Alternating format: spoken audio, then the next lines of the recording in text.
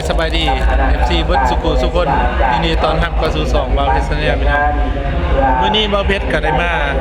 บุญนมัสการพระธาตุหลวงเวียงจันทน์นะพี่น้องสิมาเก็บภาพบรรยากาศให้พี่ให้น้องได้ชมนำกันนี่ครับพี่น้องตอนนี้เฮาก็อยู่ในเนาะอยู่ใน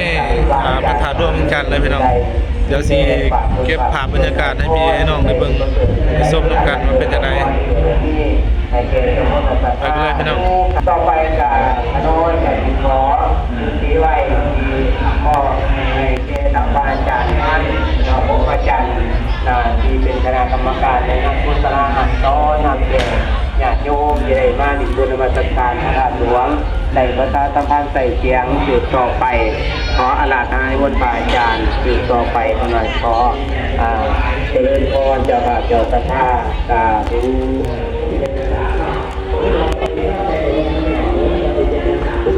ตอนนี้เฮาก็ได้ขึ้นมากราบเนาะขอพรสิ่งศักดิ์สิทธิ์เนาะพี่น้องมันซื้อดอกไม้มานะ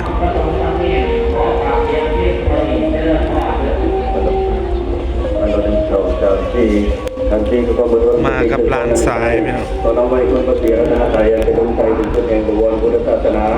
น้อมมาปฏิการพระอาจารย์ใหญ่บุญเสยความประสิทธิ์ของประธานดอกสอนนครหลวงเจ้าที่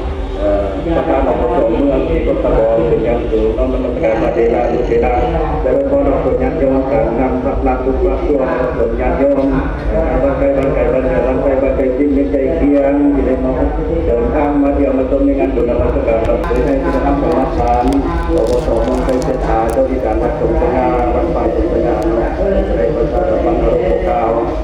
ทานเพื่ออยากประชาสัมพันธ์ของนายโยมมาห่วงจิตของข้าพระองค์บ่ในงานบุญนมัสการพระธาตุหลวงเนาะแล้วต่อไปก็จะได้ให้ผู้เจ้าภาพเจ้าศรัทธาที่ได้มาโมทนา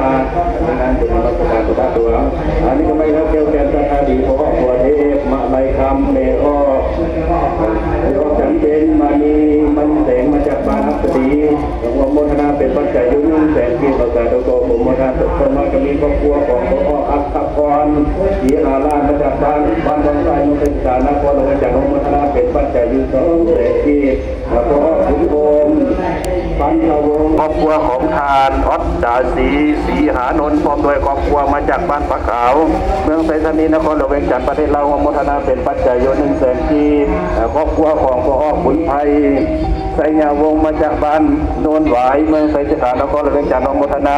เป็นปัจจัยยุ่ง100,000ที่มาสาธุขอโมทนาส่วนบุญส่วนกุศลนำเอาส่วนญาติโยมเกณฑ์สังฆาดีเมออกของสามีขอออกทำไทยมาจากบ้านคนสวรรค์เมืองศรีสัตนานครหลวงเวียงจันทร์โมทนา